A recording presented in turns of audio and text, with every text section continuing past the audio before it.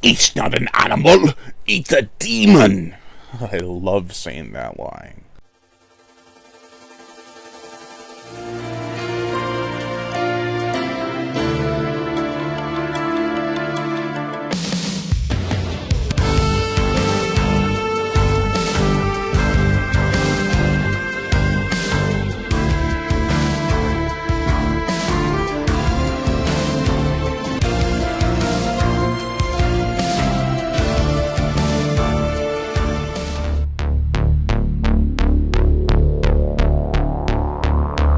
The Great Alligator.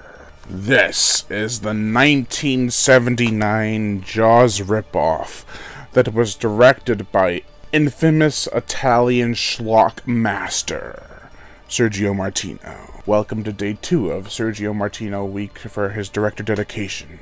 I gotta find a better way to say that. Welcome to day 2 of director dedication week for Sergio Martino. But before we get into it, make sure to like, comment on, as well as share this video. Like my Facebook fan page and support me on Patreon. Even $1 a month will help keep this channel going on strong, and I'd greatly appreciate it. Also hit that notification bell, and as always, subscribe. Alright, let's get into this. The plot. At a holiday resort, Daniel Nessie is brought in to take photographs of the location to advertise the opening of said tropical vacation hotspot. However, this is more than just a tourist trap. It's a death trap when a massive alligator begins to wreak havoc on the islanders and its visiting inhabitants. All hell breaks loose. This movie is sleazy, with a capital S. Everything from the slow motion sequences involving sprite characters doing mundane tasks, pretty much nothing, to the creature attacks themselves. Everything is just pure cheesiness. Claudio Casanelli, who was also in Island of the Fishmen, another one of Martino's works that I'll be reviewing this week, plays Daniel. His character complains about the preservation of nature and the islanders being interfered with because of the building of the resort. He does take good pictures, though. He also has a few kick-butt moments later on in the film, so yeah. Unfortunately, Castellini died at the young age of 46 in 1985.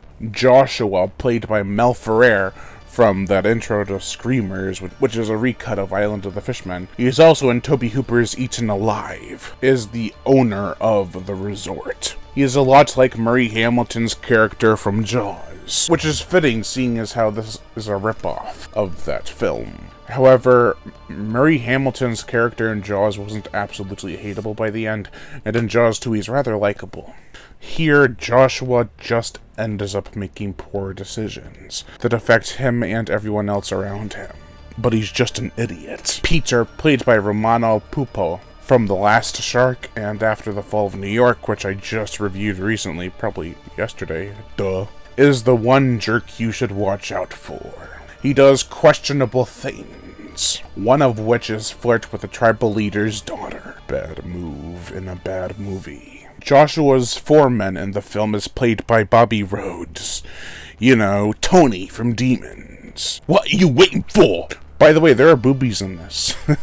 Tribal boobies, but still boobies. Former Bond girl Barbara Bach plays Alice Brandon.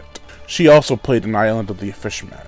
Here she is the curator of the resort and shows guests around and such. In the long scheme of things, her character is mainly there just to spout useful information about the tribe's people and the area. During some of the movie, Alice looks after this little girl named Minnow, played by Sylvia Colatina from House by the Cemetery. She was the girl who was talking to Bob. And while the whole movie is super sterile, she's ultimately and unintentionally hilariously bored. She's always saying things that no little girl, especially of the time, would say. I think she's supposed to be British, but if so, her American accent was covered very well, although I believe she was dubbed.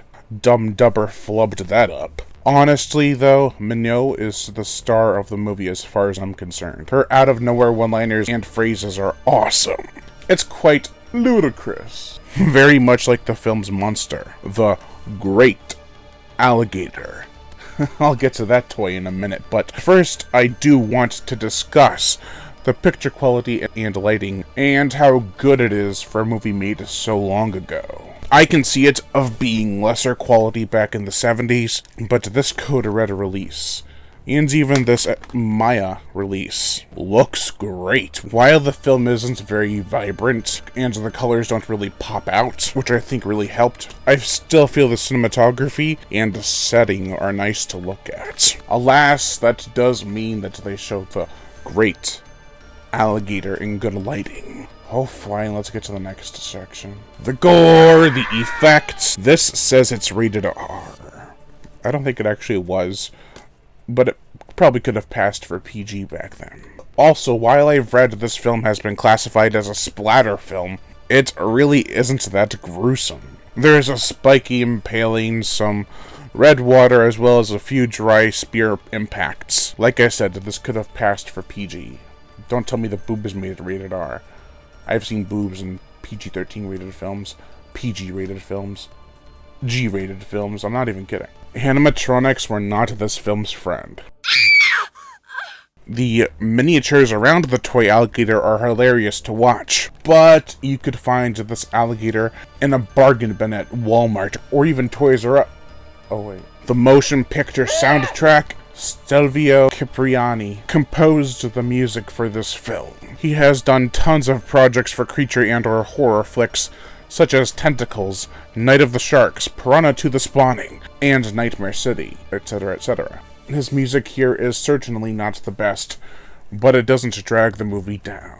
This was okay. Very odd and sleazy, especially for a creature feature, but it's decent regardless, with elements of comedy, decent actors and actresses, and fun yet cheap effects. This movie is anything but slow. At the end of the day, it's a cash-in on Jaws that is definitely worth watching maybe even a couple times, more so if you're bored. Just don't expect anything all too special. Overall, I give The Great Alligator a 2 out of 5. Thank you all for watching, and Lion Brian Gatto, the horror show host. Make sure to like, comment on, as well as share this video. Like my Facebook fan page and support me on Patreon. Even $1 a month will help keep this channel going on strong, and I'd greatly appreciate it. Also hit that notification bell, and as always, subscribe.